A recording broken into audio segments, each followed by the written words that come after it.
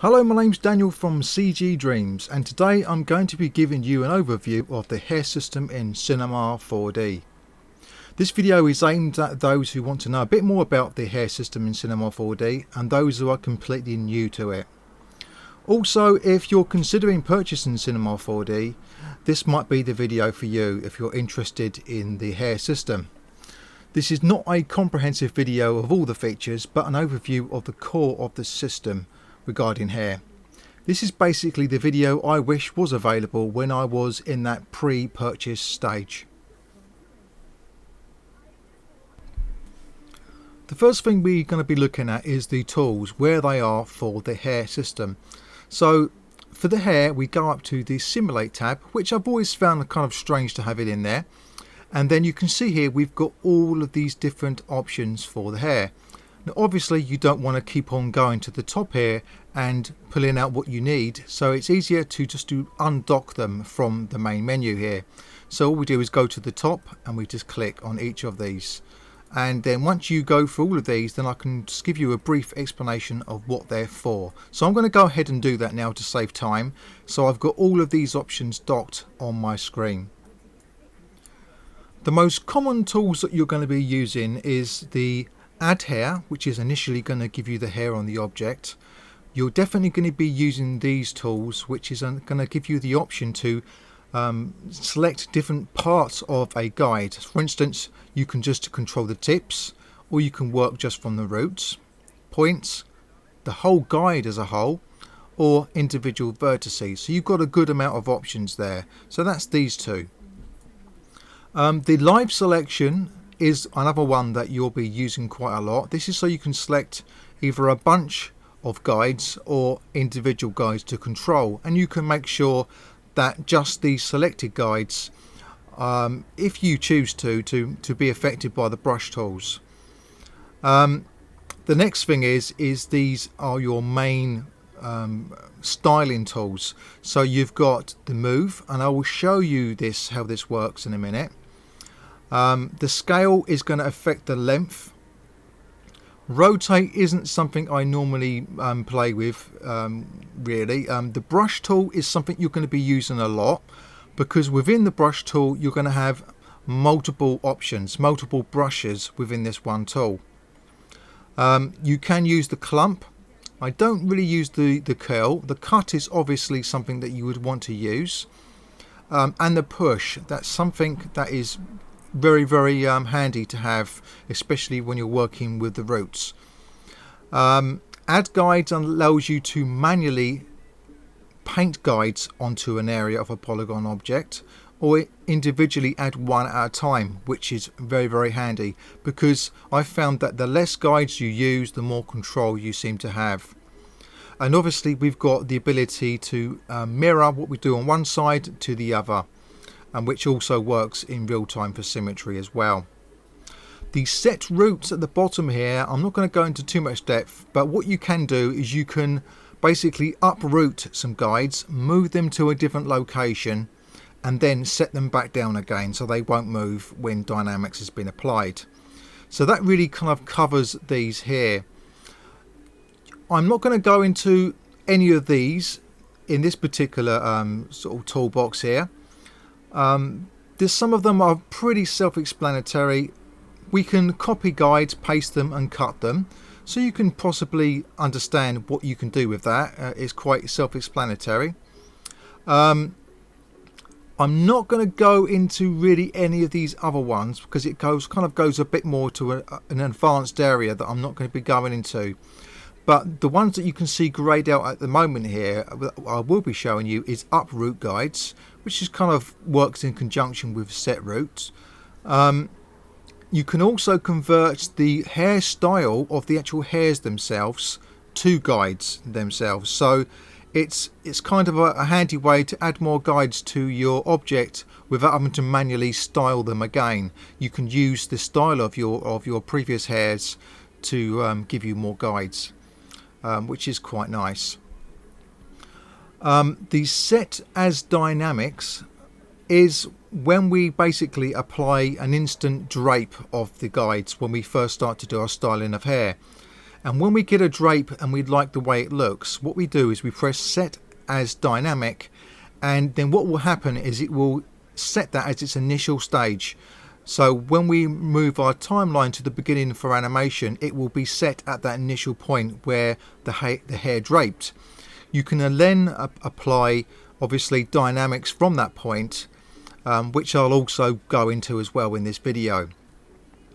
The symmetry is obviously to work with symmetry. You start to work on one side of the hair and it will work on the other. Dynamic interaction is pretty cool. Basically, you don't have to press play on the timeline to get any dynamics. You just press this dynamic interaction and the hair drapes, and then you can work with it like that. So that's pretty cool, and that's really it. So what I'm going to do next is I'm just going to go through different methods of actually putting the hair onto an object, or in most cases it would be putting guides onto an object, and the guides is what then drives the style of the hair. So let's move on to the next stage. So in part 3 we're going to be looking at how we can grow some hair on an object, and of course the most easiest way to start to do this is to work just off a sphere, and that's exactly what I'm going to do. So I'm going to select a primitive, and we're going to go to the display at the top left and just make sure that we can see the lines, so you can see how many polygons we've got on there. Now obviously if you're going to be growing guides from this object, you can see here that we've got the pole at the top, and it's kind of awkward really to be using this as a good piece of geometry. So what I would do is I would change it to another type, say for instance this type of sphere, so that it distributes the polygons out a little bit different. There's all different ones in here. I'm going to go for something quite simple like this, so that would do quite fine. Now initially the more polygons that you've got on your object, the more guides are going to be generated. So that's something that you want to keep in mind. So the next thing that I want to do is I want to convert this into an editable object, and we just go up to the top left here, we'll press the C key, and then it basically is no longer a parametric object. So I want to select some polygons, and we could just simply select one half of the sphere or a certain selection of polygons, but I find it's easier to work in strips of polygons because it gives me much more control, and it will also enable me to demonstrate just how much control we've got over just a few guides. So as I said, I could just select the whole object and apply all the guides to it, but I'm not going to do that. I'm going to go to the top left and I'm going to have a live selection, and I'm going to make sure we're in polygon selection. You can see there at the left hand side, and then I'm just going to drag around just a small selection. You hold down the control key, we can deselect, and the shift key we can select more. Okay, and that will do for now. What I now do is I will go to the add hair, and then you'll see that the guides are going to be added on the vertices of the selected polygons. In my particular case, I don't particularly want even as much as I've got here. Don't even need it to start with anyway. So what I'm going to do is I'm going to now move on to the selection tools. So we're in the selection tools here, and I've got the live selection enabled, and the type of selection I want is going to be from here, which is the guides. It's going to enable me just to simply click over any part of the guide and it will select it. So now I've selected it, I'm going to press delete, and I'm also going to select all but the end guides and delete them as well. So at the moment we've just got two guides, and we're going to have a lot of control between these two guides. It really does emphasize on the degree of control we've got just by how little I can use. So the next thing is I want to actually see some kind of hair being shown in the viewport, so I get an idea of what the guides are actually doing to the hair. So to do this we have to select the hair object, which is in the top right, And then when we go to the editor tab, we can change the display from showing just guidelines to hairlines. And the detail is going to enable us to set the density of this. I'm going to set it lowish just so that we got full performance in the viewport. But to be quite honest with you, it's pretty good in Cinema 4D for performance regarding hair. I can normally get away with having quite a lot. So as you can see from this, we've got two guides highlighted in blue, and in between the guides we've got the hair, which is basically making up from the polygon selection. So moving over to the guides tab, we can see here that it's the polygon selection which is basically working off as to where it's going to be applying these hairs. And the polygon selection is based upon the selection set, which is what originally was made as soon as I clicked on add hair. So when you've got the polygon selected and then you click on add hair, then a polygon selection is going to be automatically made and added to this link. Now the polygon selection is actually on the sphere itself, and you can see it by this triangle. You can see it there, and that's all it is. And we can add as many polygon selections as we want so that we can have more control over multiple hair objects. For now we're just going to stick with just the one. So for the guides, we've got how many guides we've got at the moment, which is 2, and how many segments, which is basically how many times it's going to be split up between where the root is and where the tip is, so that we've got more of a smoother transition between the beginning and the end of the guide. If you push it above 2, you can see here that it starts to randomly add more guides within that polygon area, which is not something that I want. So I'm going to stick just to 2 for the moment there. So when we move over to the hairs, this is anything to do with the actual hairs that are being produced and nothing to do with the guides themselves. So we've got control separately for the guides and the hairs. Now the hairs, some simple things here is the count. At the moment it's going to render 5,000 hairs. The segments, much like the guides, is how many times it's going to split each segment of the hair from the root to the tip, so it appears to be more smooth in the bends of the hair. So now that we've looked at these two here, not going on any further than this, what I'm going to now do is apply dynamics. Now before I apply dynamics, I need to make sure that the guides interact correctly with the sphere. In other words, we want it to collide with the sphere and not go through it. So to do this, we had what's called a collider tag to the sphere object. So we select the sphere objects, right click, and then we've got all of these tags, which are all features for Cinema 4D. The ones we're interested in is in the hair tags, and we just simply select hair collider. We've got a few options here which we're not going to be going into. That's enough for now. We're just going to go back to the hair object again, and now we're going to be applying dynamics. Now, as I mentioned, there's two ways of applying dynamics. We can simply press the play button. You can see there that it just drapes the hair.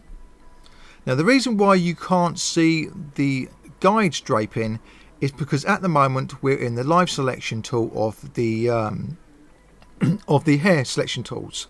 If we go back up and take it off the polygon selection back to the object selection and then press play, then the guides will drop. I'm just going to deselect anything I've got on here at the moment. So press the spacebar to deselect any tools, and now you can see the guides are now following down. So we'll just press play, and there we go. Now you'll notice at the moment is that each time it gets to the end of the timeline, it resets. So what we can do is we can simply go through the timeline to the point where we think that we'd like it to be. Say for instance we say we'd like it to be there as our initial starting point, and then we can click on the set as dynamics, or we can take the timeline back to the beginning and press on the dynamic interaction, and then we just press on redraw, and there we go. This is a little bit slower than pressing the play, but it gives you more interactivity of what's going on with this. So that's quite nice to be able to go around the object and really have a look and see how things look. And it includes dynamics, gravity, stiffness and collisions. And basically the time interval is to how often it's going to update. So the higher you increase this, the more dynamic it's going to basically appear. If you were to get the object now and just move it about, you can see now that we've got real-time dynamics of the guides, or shall I say for the hairs. It's going to appear to be more slow because its milliseconds is 116. If you were to take this right down, it would obviously take more resources on your computer, but you'll find that it updates more often. So I'm going to basically leave it at that for the moment. And I'm just going to go to the guides in our hair object, and I'm just going to increase the segments. And you'll notice that as I increase the segments, it's going to smooth out the guide. I'll just focus on this one here, but it will also allow the hair to drape closer to the body of the object. Okay, so we're just going to increase that. This is the segments for the hairs, and we're going to increase the segments for the guides. And now you see that it's going to drape right against the hair. Okay, now as you can see here, it's not really ideal that it kind of drapes that close to the geometry. It's doing its job, but we want to have a little bit more control. So what we do is we go to the Dynamics tab for the hair object, and then we can select the surface radius. So when we increase the surface radius, what it will do is it will start to push out the guides from the root further out from the surface. So as you can see there, it gives us that nice option to be able to do that, which is pretty good. Now, I'm not going to go through all of these, but what you can rest assured is that we can style the hair in any way we want and then not have the dynamics completely flatten out all of our style to drape like it is now. I will go into that a little bit later on. So the next thing I want to sort of look at really is go back into the guides here, and you can see here that as I increase the guides, you may get some problems with the way that it's actually dropping and flying all over the place. This comes down to the options we've got in the dynamics, and basically we can have the steps being taken up and it will start to behave itself more and more and more. As you can see there, by increasing the steps it's starting to behave itself. So this is basically giving it more to work with. So I'm going to leave the guides like that for the moment, and I'm just going to turn off redraw, and then I'm going to click on set as dynamics. Now this is the beginning stage of where we can start to style from, if that's where you choose to style from, that is. So I'm going to jump now basically to another way of adding hair guides. So we've obviously added hair guides automatically and removed some. Now I want to add some manually. So I'm going to go to the add guides. And you can see here we've got this radius for this brush. The radius will set basically how big of an area we're going to be working off, and the count as to how many guides it's going to be planting down per click. I want to add only one guide in a radius of 0, which means it's going to put it exactly where I want it. So I'm going to put one roughly in the middle. You can see that. And that guide in the middle is going to shoot straight out from the center there of where I've clicked it, which is fine if I want to obviously style that one individual guide. And this is an ideal way of doing it if you want to create a new selection and have it as an individual layer, you could say. It keeps it away from the rest of the guides. In this particular case, I want to turn on interpolated. So what it's going to do is it's going to look at the hairs that the guides that are available and then create one similar to that. So I'm going to click on that, and you can see here that it's created one similar. Now you'll notice that after doing that, that all the hairs are gone. Well, if we go back to the hair again and we click on the guides, you'll notice that the root is now set to custom. I want to go to the root options and set it back to polygon area, and it brings back our hairs. This is something that happens every single time that we start to add individual hairs. So now that I've done that, we now can move on to the next video, which we're going to be looking at a little bit more about the guides, the length, the segments, and how we can do a little bit more editing to the hairs initially before we start to do any styling. So we're back into the next part here. We're on part 4. And part 4 we're going to be going through more about some of the guide options that we've got, so that we can move on to the next area. In the root area, which is I've touched on very roughly so far, you can choose whereabouts the roots are going to be coming from. Now at the moment it's on polygon area, and in this particular case we haven't got a tremendous amount of guides. What I'm going to do is I'm just going to go into a new scene just for the minute here, and I'm just going to create a new sphere object, and this time I'm just going to grow the guides on more selection of hairs on there in this particular point. So let's just go back to our display, and that's just select a bigger area there, and then I'm going to add hair. You'll notice that the guides are growing from each of the vertices of each polygon, so we've got 4 guides per polygon, not counting the ones in between the two. Now when we go to change in the guides where the root's going to come from to say polygon area, it's going to randomly put it roughly around the polygon selection set that we've chosen. If we change this to polygon center, you can see that now the guides are growing from the center of each polygon, and you can get an idea really of where we're going with this.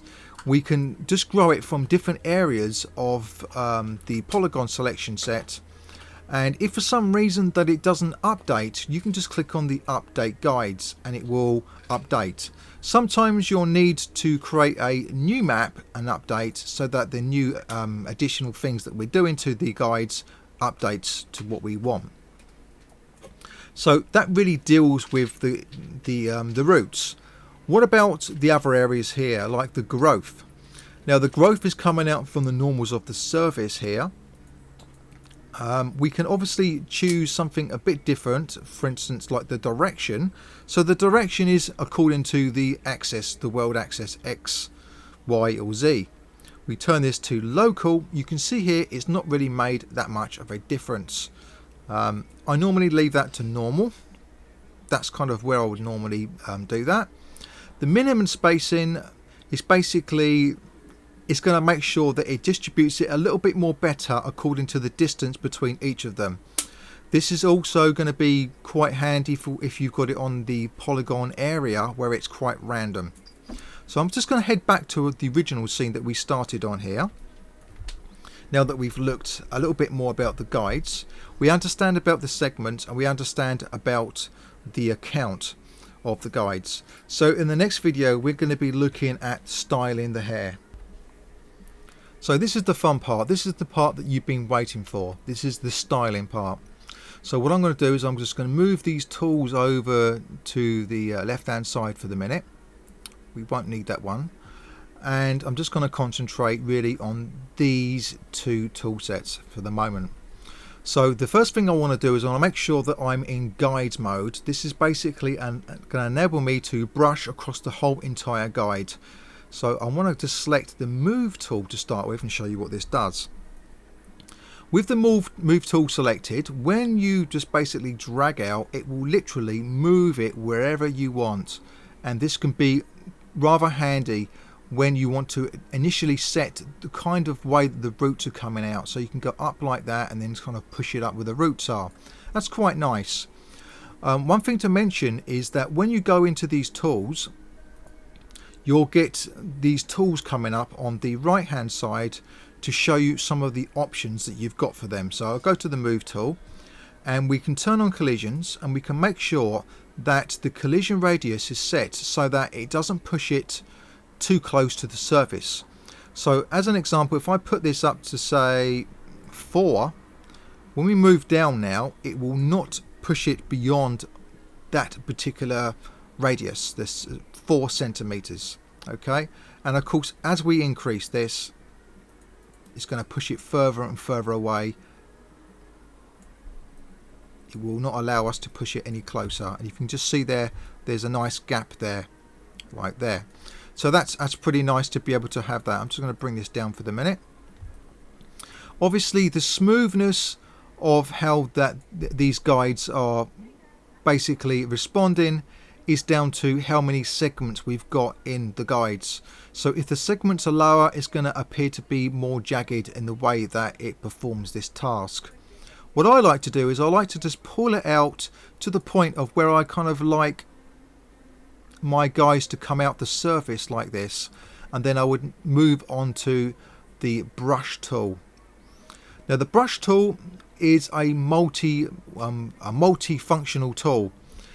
When we select the brush tool, we go to here and you'll see that we've got the mode set to move. We click on this, we've got all of these options: twist, repel, kink, smooth, scale, straighten, delete, and vertex paint, so that we've got a lot of control just from this one tool within itself.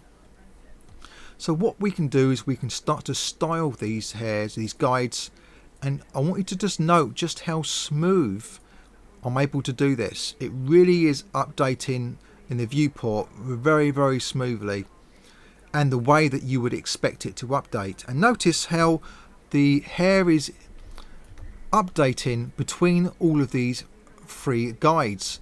Just 3 guides is enabling us to get a nice baseline style there. So basically what it enables us to do by having fewer guides is to set our base down. If you're going to be working in layers, which is what I recommend you do, then it's good to have a base down and then start to add layers on top of the base.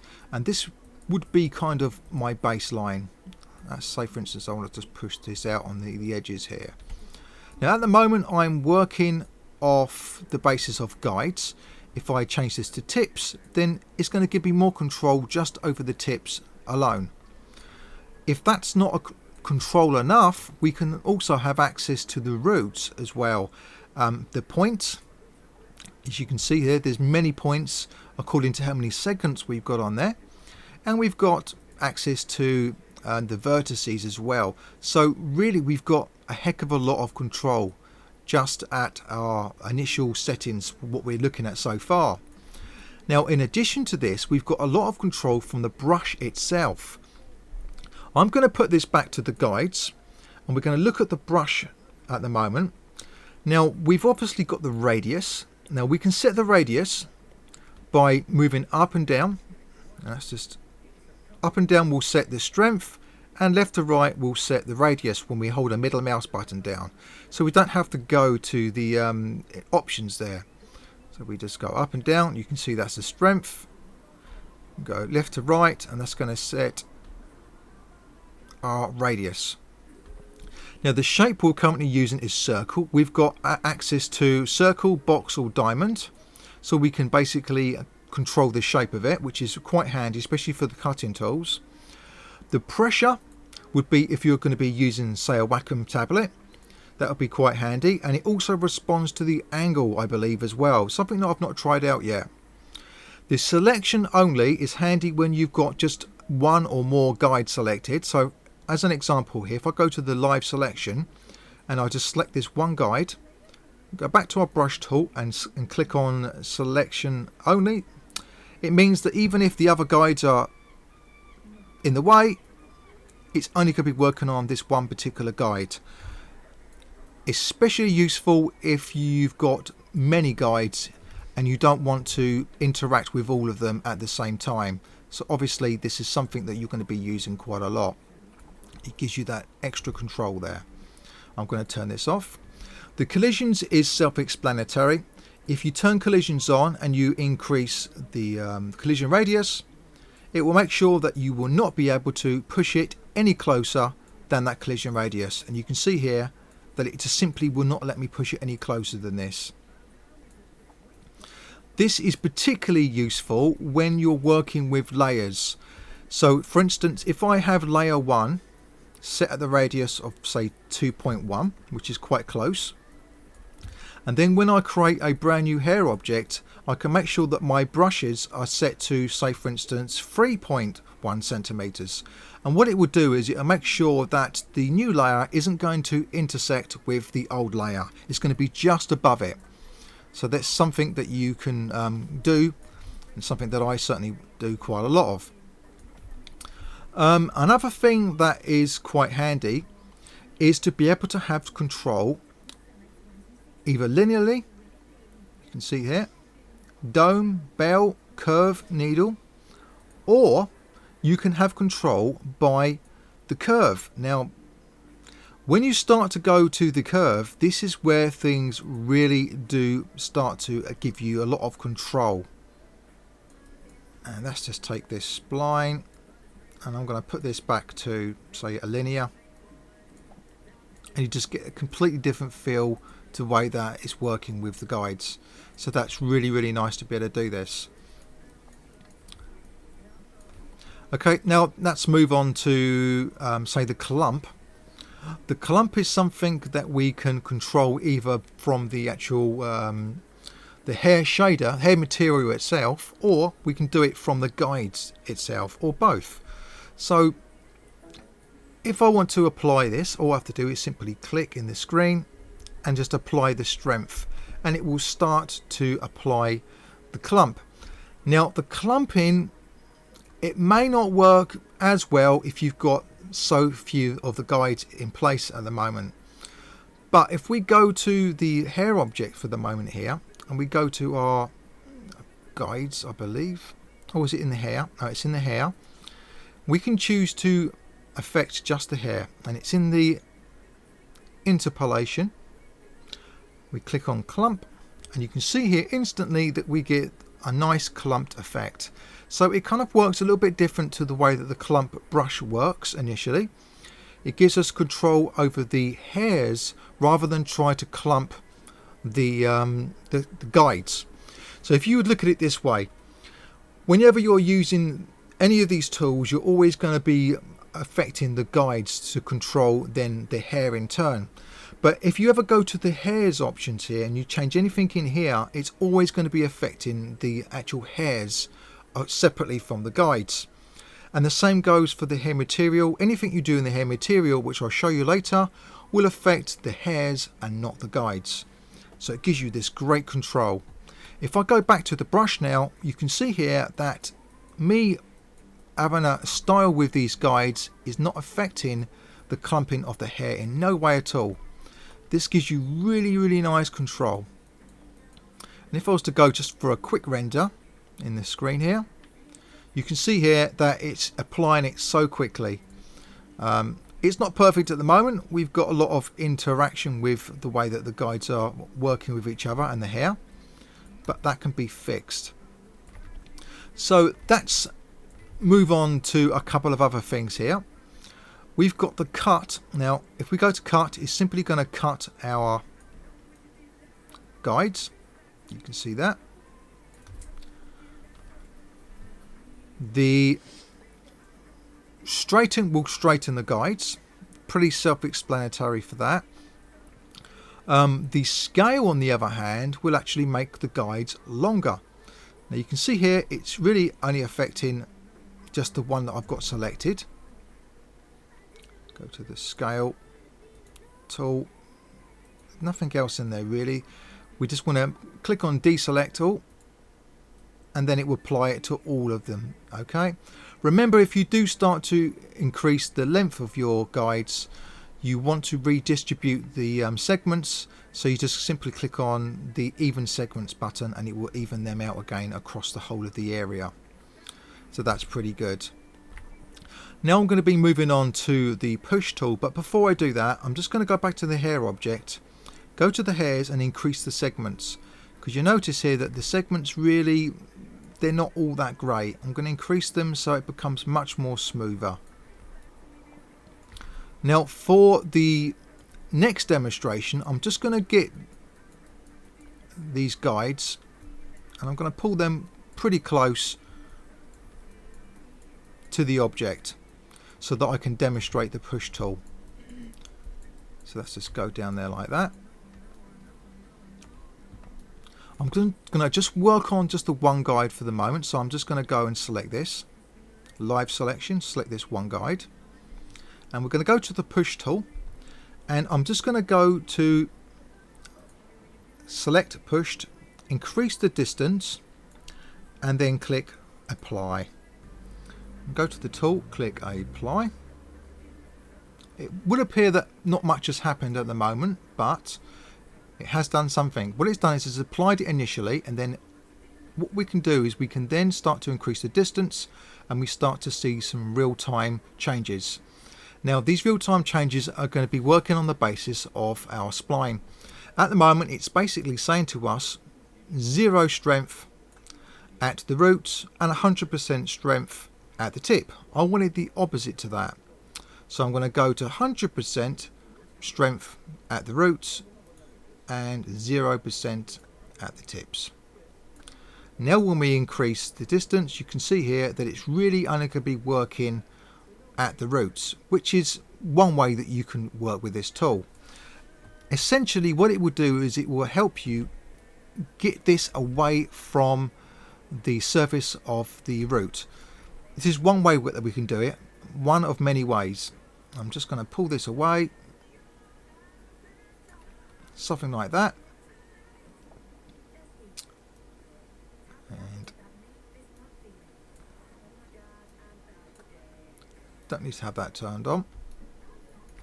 I'm quite happy with that. Now I want to apply it to all of the guides. So what I can then do is I can just basically make sure that I've got nothing selected. So I deselect all and then just click on apply, and it will apply it to all of the guides. If you've got too many guides, I recommend that you don't do that, because it can take quite a while to update.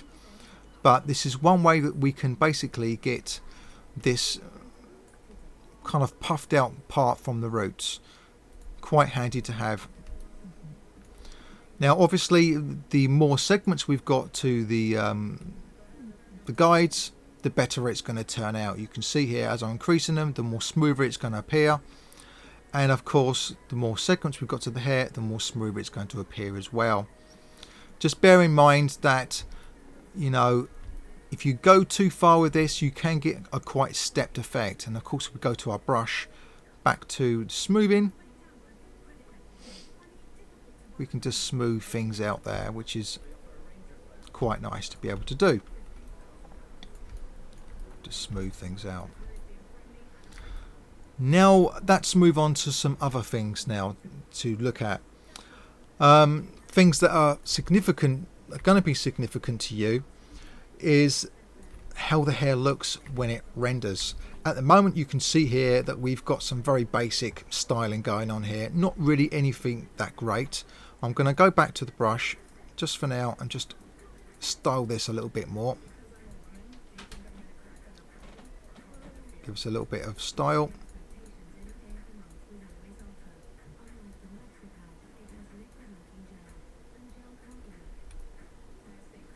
Okay, that'll do. Let's just pull this out. If you've only got a few guides, it's easier to puff out the guides like this. So initially when we go for some deeper styling of this, if you was to use the tools that I've just showed you here between the different types of selections, for instance like the tips, the roots, the points, or the guides, and you was to use the move, and primarily the move and the brush, and I find the push can be used as well sometimes, as I've already shown you. Use the live selection, you can pretty much get any style that you want. But what about if you want more layers? Well, that's easy to do, and it's the way that I would recommend that you work within Cinema 4D. Now that's to have basically layers. So that's going to go back to this sphere object for the moment here, and I'm going to go to the live selection, in fact go to our normal selection at the top here, select polygons. What I'm going to do is I'm going to select another strip of polygons across here. Okay, just that strip will do. Make sure that you don't have your previous tag selected, otherwise it's going to add to it. And then we're going to go to selection,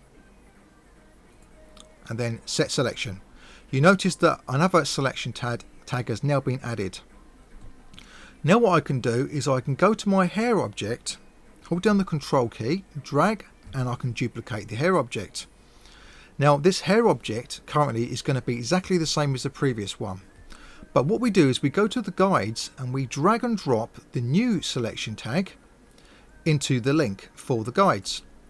And you notice that it's created exactly the same style of hair, but it's put it in a new location. But what you don't see is you don't see the guides move into that new location, just the hairs. To fix this, we just simply go to the editing of the guides and then click on reroute. And then what we have is we have the guide set in the new location for that selection set. The beauty about working this way is that we can turn off these individually and work on them one by one. So we can work on, say for instance, these hairs, and then we can work on these hairs at a different time. What I like to do is I like to have the hairs different layers, different colours. So what you can do is you can go, when you select one of these hair objects, to the basic tab, and then you click on use colour on, and then we select a colour, say for instance blue or something like that, and what it will do is it will apply the colour to the hair. And this is very, very handy to be able to have this happen when we're working on this. So we just applied it to that layer. Let's just go to the other layer, which is that, and we do the same thing, use color on, and we select a color, and we turn them both on, and now we can see the difference between the different layers, and it enables us to really get in there and sort out what we want to happen between the layers. We can see how they're going to basically interact with each other. So in this particular case, I want to work just on the pink ones here. So what I can do is I can just go in there to the brush tool, pull these out,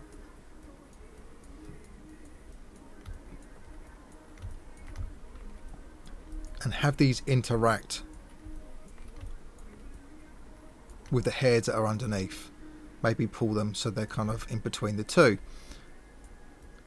Hopefully you can see where we get the control from by doing this. And of course we can go to our brush and then go to our smooth and then just basically smooth it out. We can smooth all of these out, and then we just go for a quick render, and you can see here that just its default settings for the moment, this is what we get. It's a very controlled style. Now obviously the clump is set quite aggressively, so we could obviously go into this separate hair object and then change the clump just for this hair object. So for instance the interpolation, we can make sure that maybe we've got a bit of clumping going on at the roots, or maybe the tip, it kind of clumps a little bit there. If we want to add another knot, we just hold the control key, and then we can have what's going on in between the guides. So we can have it basically clumping out like that, and then basically coming quite close together at the ends again like that. So we've got a lot of control over the clumping for this, and that's before we even go into the hair material itself, where we've got even more control over the clumping of the hairs. So the next thing I want to take you into, as far as the styling goes, is into the hair object itself, and I just want to go to the cloning. The cloning is basically going to give us an interpolation of hairs based upon the hairs that are already there, and it will basically clone them to give us more density to the hairs. Of course we can go to the hair count and increase that, but I found that when I increase the hair count, what it tends to do is it tends to give us a bit of interaction between the hair guides, intersection, and it doesn't look quite nice on the specular highlights. So I like to have a balance between the hair count and the hair clone. Now if we set the roots, what it will basically do is it will stop the roots from coming out when we apply dynamics. What we can do is we can pull the roots slightly away from the original roots. If I just click clone once, we've gone a little bit closer there, and I increase the root. You can see here as I increase the root, it's going to pull further away from the rest of the roots. You can see there. Okay, so a level of, say for instance 5 centimeters, it will just basically pull those clones just a little bit further out from where the original hairs were. And the same goes for the tip. Now you may find initially that when you apply the cloning that your hairstyle is lost, but if you bring down these values, the root and the tip, it will kind of closely resemble the hairs that are already there. And of course, you've guessed it, you can also control this on the basis of the spline. So the strength of this can be 100% say at the roots and 0 at the tips. Very, very handy indeed. And of course, we can go to each of our hair layers and apply this. So that's, say for instance, we want the base layer to have, say, 2 clones. We're going to give it a little bit of bulk at the roots, nothing really at the tips, and go for a quick render. And you'll notice now that we've got the hair looking a little bit more looser at the roots. Now at the moment the render settings ain't been set up, so that is exactly what I'm going to be doing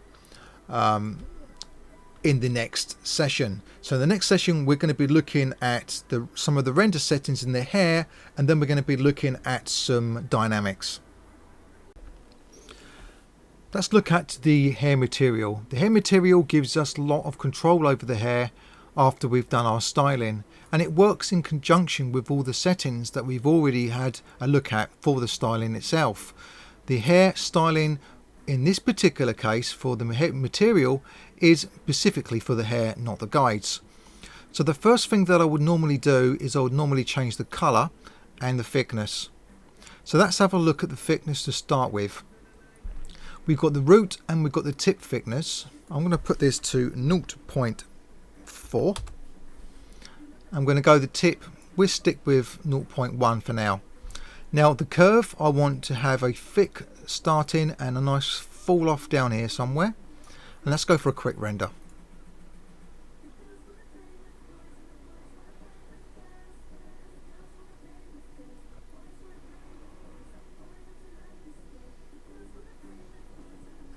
Okay, that's not bad. I'm going to bring down the roots a little bit thinner. Let's go 0.3. I'm going to adjust this curve here, and in the curve, little tiny arrow here, we can expand this and change it to a different type, a spline curve.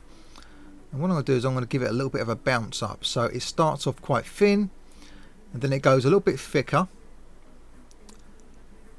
and then it works its way to total thinness down the bottom here. Let's have a look at that.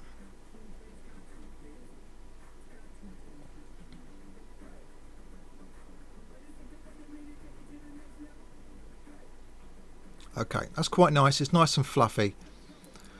The good thing about this is we can have multiple materials per hair object, so we don't obviously have to have the same color and the same settings, which is very, very good. What I'm going to do is I'm going to concentrate on just one of these parts of the hair. So I'm going to go for just the base for the moment here. Now I want the hair here to be a little bit more frizzed up. So I'm going to select the frizz, and you'll notice that the frizz on the hair is kind of throwing it all over the place. I want it to be so that the frizz really is showing more at the roots. So I'm going to move this curve to be affecting the roots, and move this curve for the tips to not be affecting the ends. And then the closer we move this to there, the more further up the hair it's going to have less effect. So you could say that from left to right is left is the roots, right is the tips, and along this is along the actual curve length. So if I say for instance put this here, the minimal effect on the tips is going to be applied really starting from about halfway down the overall length of the curve or the hair. This is basically how it works.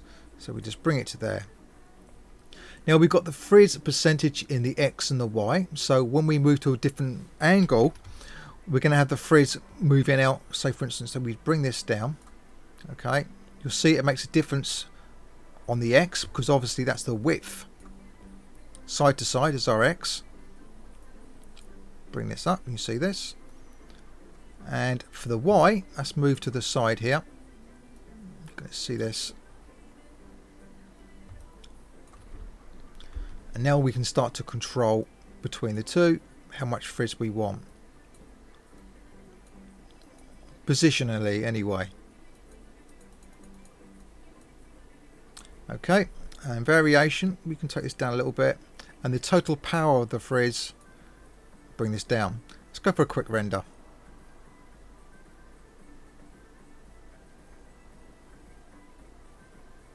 Okay, that's quite nice. At the moment the tips, they're a little bit too refined. Obviously we use the clump on the guides itself, so that's going to have an effect on it. So what we can do here excuse me, is just increase just here. I'm going to press the control key, pull it down. We want to change the interpolation to spline.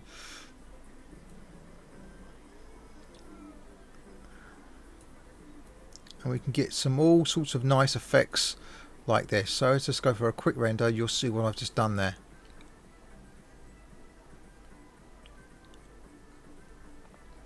It's going to have a tightness a little bit. It's not probably apparent here too much, but it's going to have a bit of tightness just towards the end there. And that's basically what we're doing. We're loosening it up and then we're tightening it back up again. And that's what we can do with these curves. We create a bit of a variation there, which is very, very handy to be able to do. Okay, that's quite nice. And I'll stick to that. The good thing is you can change the interpolation per knot. So for instance, on here we've got a spline, on here we've got the cubic. We can turn this to spline.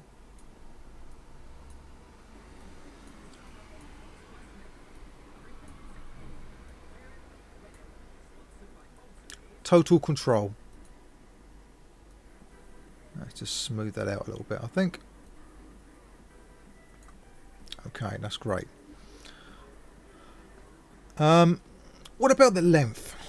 At the moment the length it tends to be quite even really. It's not really got much variation in the length. So what I like to do is I like to use the scale for this, not the actual length parameter. The scale tends to work better. So I'm going to create a variation. So I'm going to say 80% of it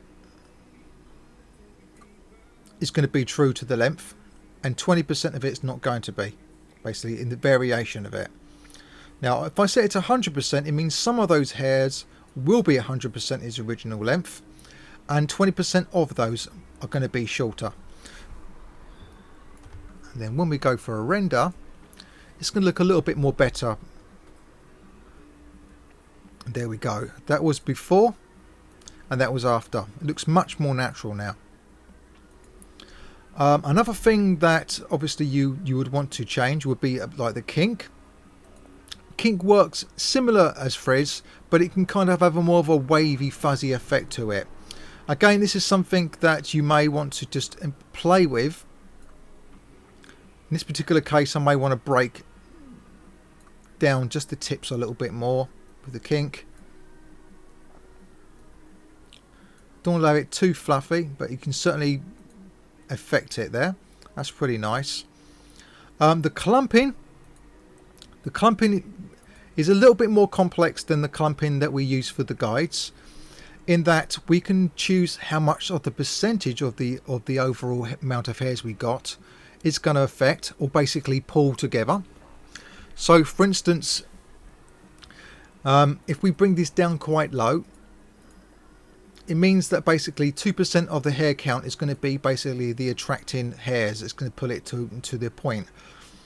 And then we increase the clump to 100%. And the radius is how far the radius is going to actually have that effect. So let's just bring this down. You can see here the effects. and when we increase this count, it's going to try to split the hairs more and more. Now on the clumping side here, if I click on include roots and I increase the limit, it's going to affect the hair differently because of the amount of total hairs that we've got. Something that you've got to really play with. Look in the manual. It explains it a bit more better than what I'm able to explain it, because it's a little bit complex to start with, but it does make sense once you kind of get to grips with it. So really that's the clumping, and again increasing this distance will only have an effect on the other parameters. So if I for instance put this quite high, 10%, and change the radius, this is going to have an effect, and it's normally quite low. I'd have this 0.5, something like that.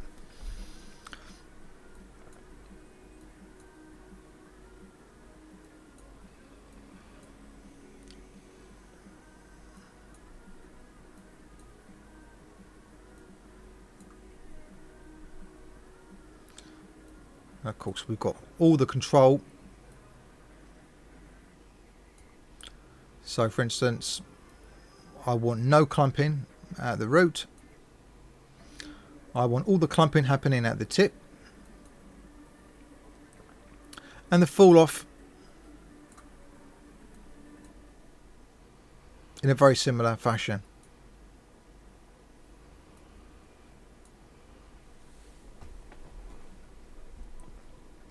And let's just refine this a bit, I think.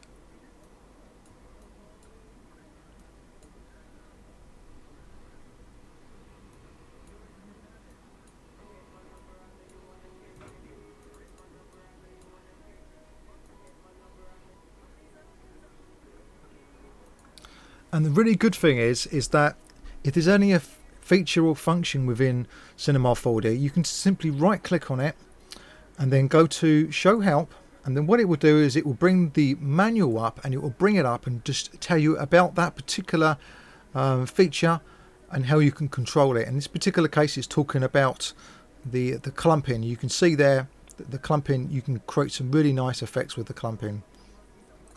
It's all in the manual, and the manual is very, very clear, by the way, in the way it explains things. So that's the clumping. I'm going to just take this off for the minute. Let's go to color. Color variation is very, very important. We can work from the tip or the root to the tip, and the brightness will actually be the overall brightness of the color. We can also have a variation between the hue, saturation, and the value.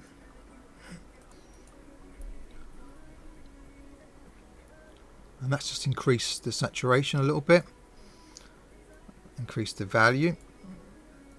We'll take this right up there, quite high. The hue you won't want to change too much because it can introduce some odd colours. And let's just go for a quick render, and you'll see that we've got a bit more hair tone within there. Let's go between the two. You can see here we've got a bit more variation in colour, which is nice. Now this hair thickness I'm still not totally happy with.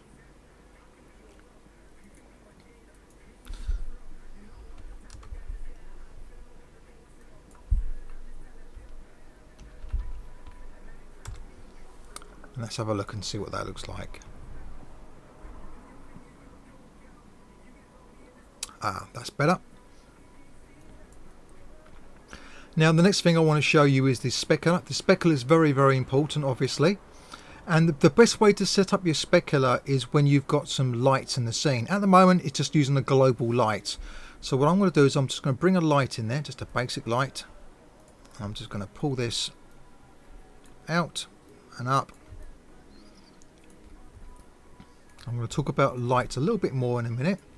I'm just going to hold down the control key and duplicate this light, and then bring this to the back as well, so I can show you another feature in a minute with lights and the shader. Okay, so let's go back in there now.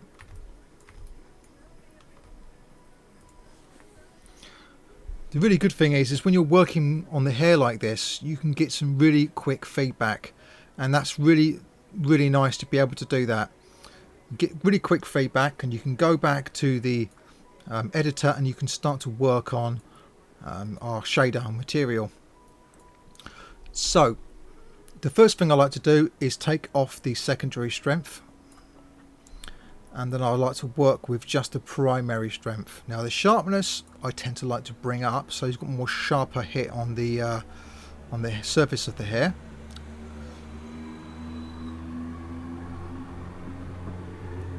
It's a bit more tighter. You may be getting some kinking going on here from the settings that we set.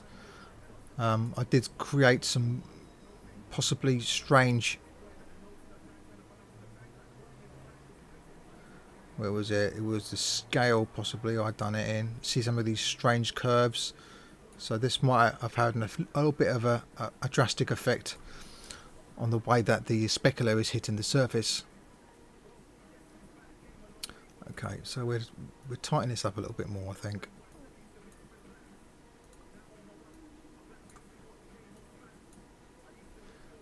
Okay.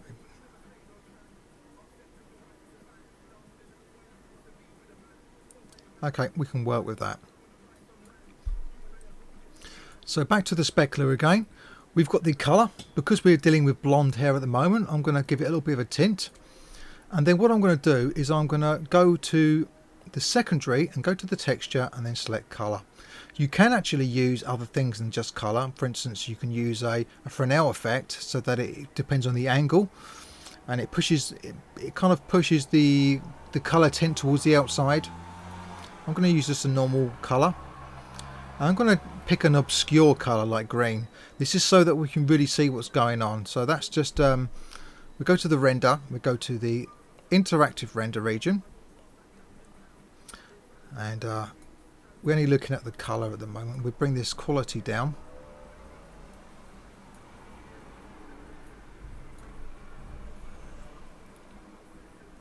And just wait for that for the moment to update.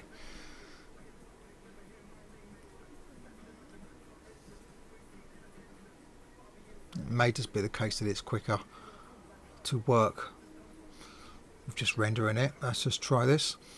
We're going to increase the strength, and we're going to start to see a green tint from the secondary specular. Now what this tint is showing us is basically how wide the tint is and how close it is to the primary tint. And by increasing the sharpness, we can bring this and tone this down more closer to the original tint. You can see here, it's not having such a wide effect overall. Let's increase that a little bit more.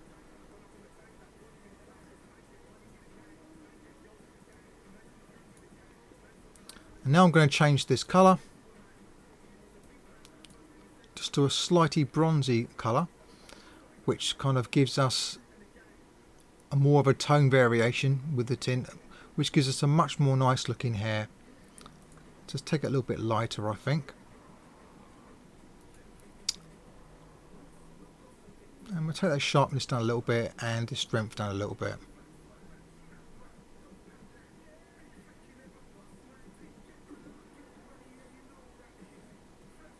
That's quite nice. Gives us a bit of variation in there between before and afterwards. There and there, you see that? It is a little bit too heavy for the strength at the moment. To take that down a little bit. Just gives you an idea what you can do there. Obviously you've got all of these down here. The clump, tighten, displace.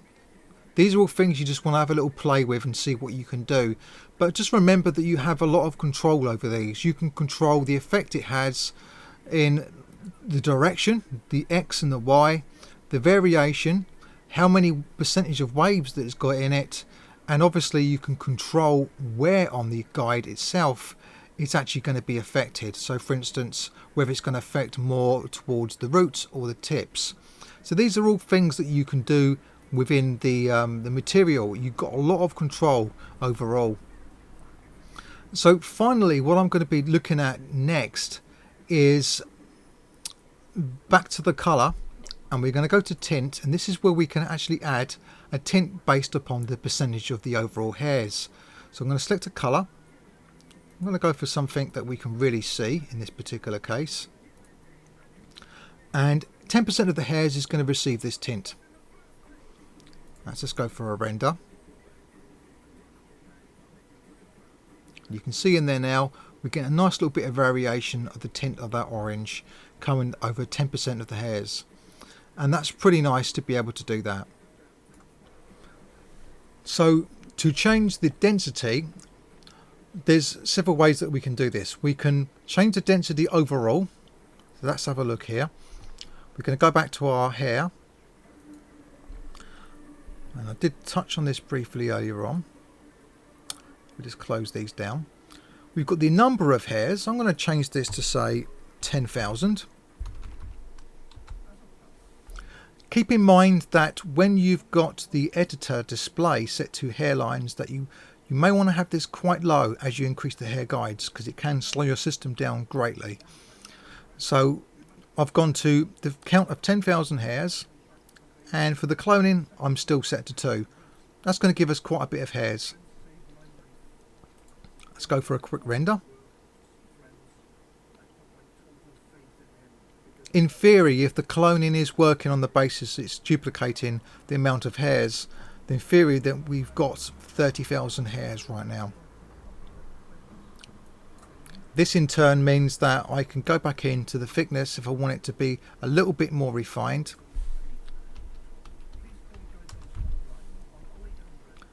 And have it a little bit more silky and smooth towards the roots.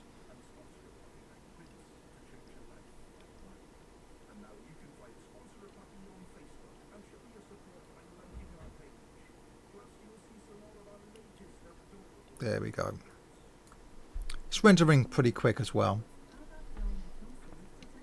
So now that we've got that, I'm just going to show you one more thing in here, and that is the backlight color. I'm going to turn this on. I'm going to turn this to a completely different color so we can see this. Go for a render, and what you'll find is when we've got this turned on, it will actually show a color from the back pushed through to the front, and this is going to give us a really nice effect when we get the right color. It's going to basically give us a nice little glow around just behind the back of the color. So let's just go in there and change this to a lighter tint of yellow.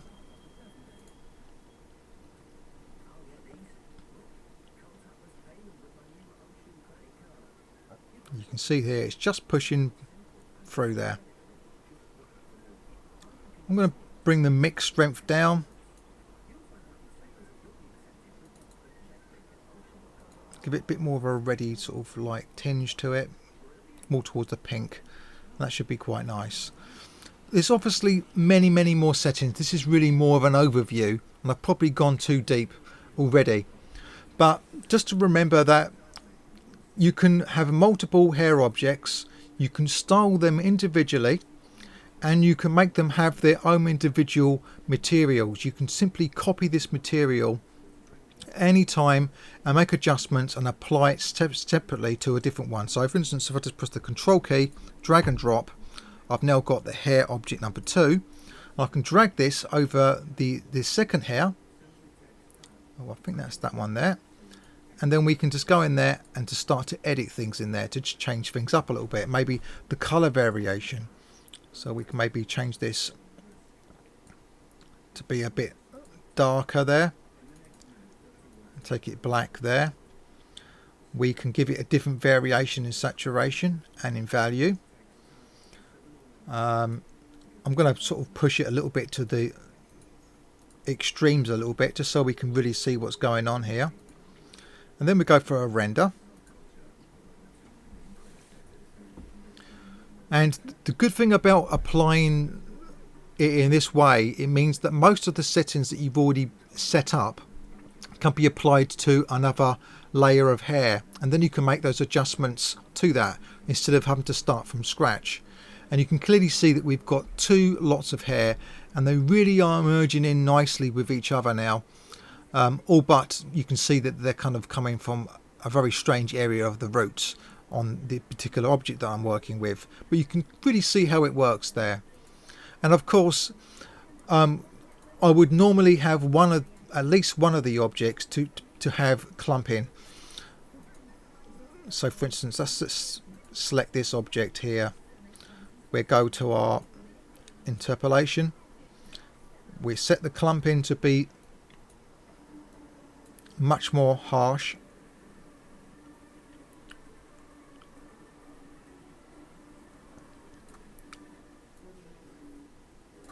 Towards the tips.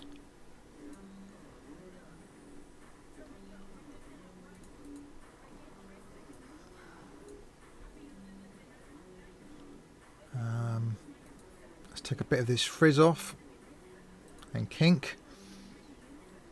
We can do a little bit of clumping in here if we want. You can choose just how far you push it, but of course it's going to have the overall effect of having some hair loose, some hair clumped, and have them mixed between the two.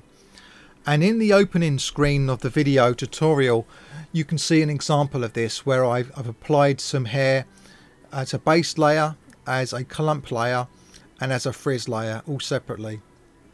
But I'm hoping what you can get from this is just how versatile the hair system is within Cinema 4D, and just how little you have to do to get a hairstyle, albeit in this particular case it's only a demonstration, so it's not really showing off the best of its quality. Obviously you've got other settings in the rendering that you can adjust as well.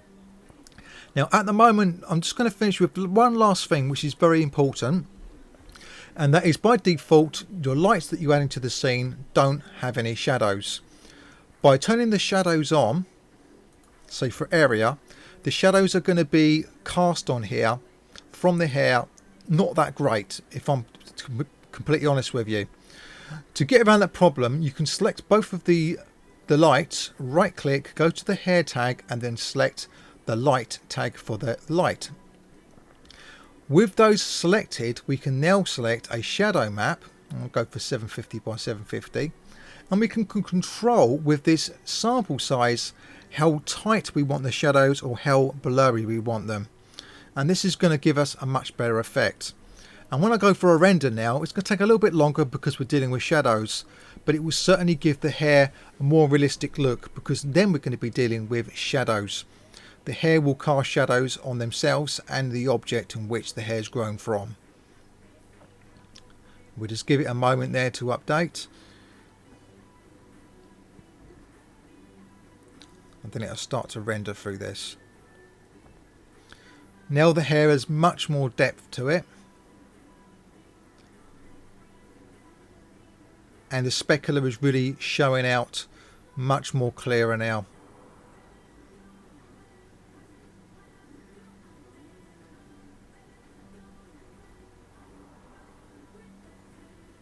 There we go. That only took 45 seconds, so that's not bad at all, and I've found that it's quite acceptable. You know, I'm using this recording software, this screen recording software, Camtasia. That's pulling my system down a little bit. I've also got Photoshop open in the background as well, and many web pages. So I'd say that Cinema 4D is doing very well in rendering hair, considering we've got what 60,000 hairs, I'd say, between the two objects. 60,000 hairs. That's not bad going. And I've rendered out 250,000 hairs, no problem at all. Absolutely no problem. And what this basically does is it enables you to be able to apply animation and dynamics. It makes it feasible. So what I'm going to do now is I'm going to finish off just by applying the dynamics. I'm going to render out an animation, and then I'll show you this at the end of the video. And just to show you the settings that I'm going to go for, I'm going to stick at the 800 by 600. That is absolutely fine for my usage. Standard render is fine as well. I'm not going to apply any motion blur or anything like that, although it does look very good, but it will increase render times. On the hair rendering, I'm going to change it from vertex to pixel. I can't remember which of them is better. if I just right click and just go into my manual, it will basically tell me pixels, each pixel counted individually, the method delivered better results. So there we go. We turn it to pixels, it's going to give us better results. There we go. It's that quick to find something in the manual. The output, I'm going to choose all frames from 0 to 300. I'm going to make sure that I save it to a certain destination, which I'll set in a minute. The format, I'm going to just render out as a QuickTime movie. If you're going to be compositing your final image, go for a PNG or something like that, not into a movie. If your render fails for some reason during your animation, then you've lost it. At least you can pick up the image sequence from where you it crashed or whether there was a problem.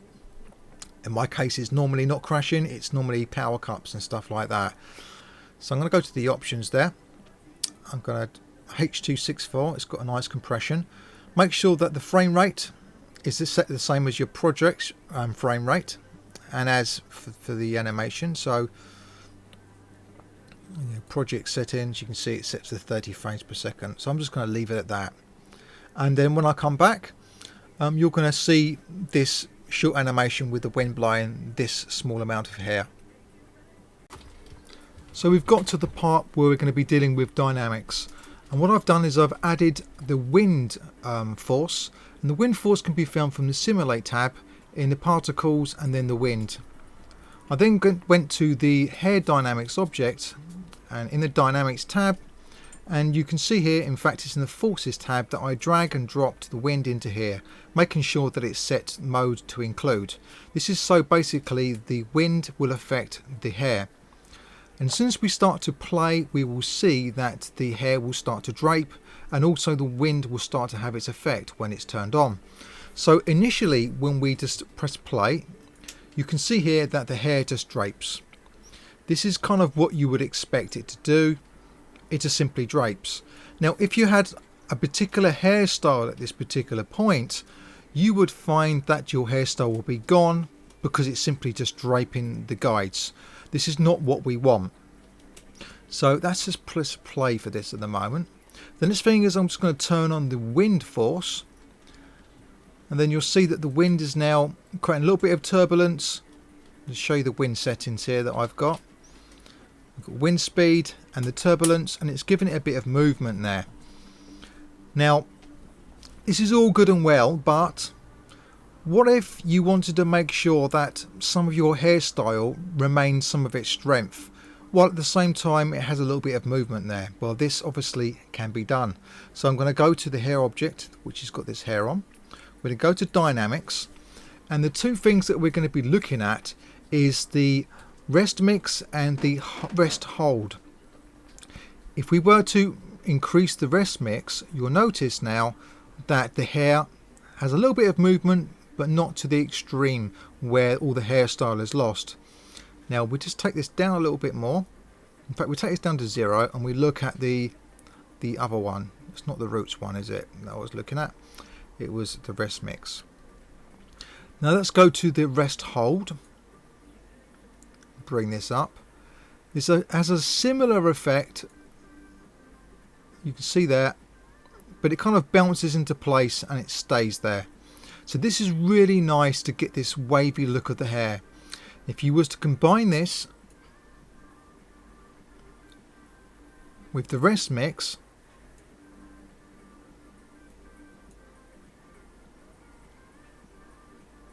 you're now going to get a really nice effect overall. Remembering that this is only simulating it in the viewport at the moment. When it goes to render, it won't be as juddery as it is right now, because we are actually previewing the actual hair fibers themselves.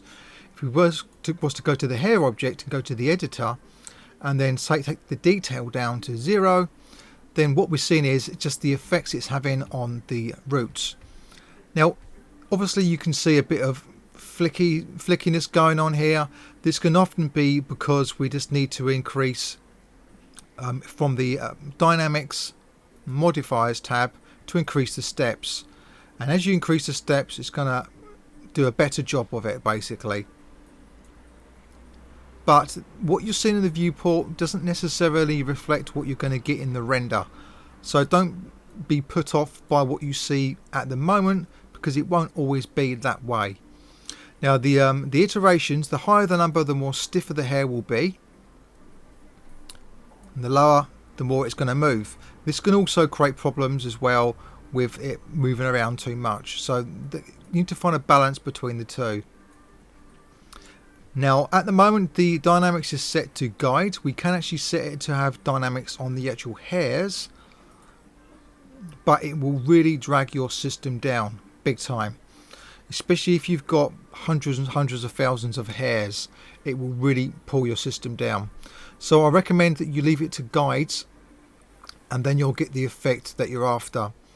And not only can you go in and affect the strength of all of these parameters, for instance the roots, the stiffness, rest hold, etc., by these adjustments, but you've also got all of these adjustments to control from spline guides, or the modifiers that we've got, and that really can make a difference between the strength between the tip and the root. So you can basically have the rest mix to be varying along the whole of the guide, which is really good to be able to do. Finally, when you want to speed things up and get things running really smoothly, you'll go to the cache and then you'll generate a cache. So we're going to click on calculate, and now it's going to calculate the cache upon all the frames for the dynamics. In this particular case I've set it to 300 frames. You can see here it's going for it pretty quick.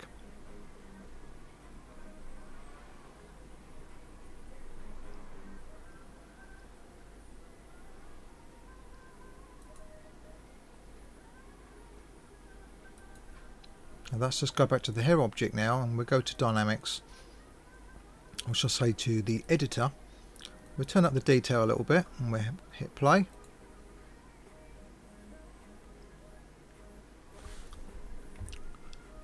Look at the speed I can move around in the viewport.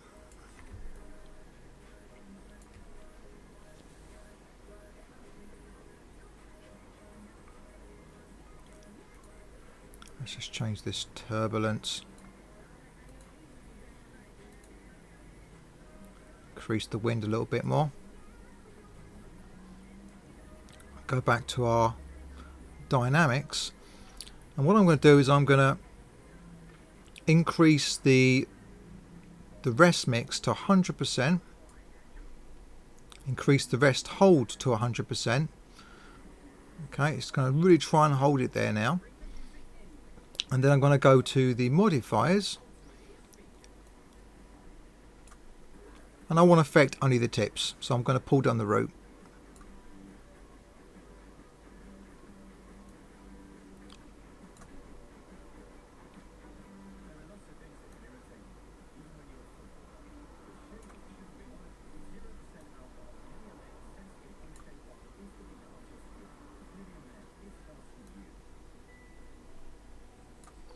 And to slow down the hair a little bit, we can increase the drag. It just slows down its movement. Again, I'll give most of its strength to the tips.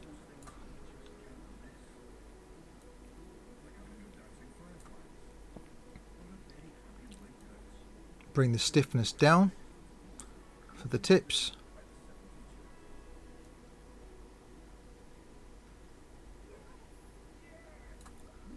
And we can have the forces even affect more of the tips than we do the actual roots.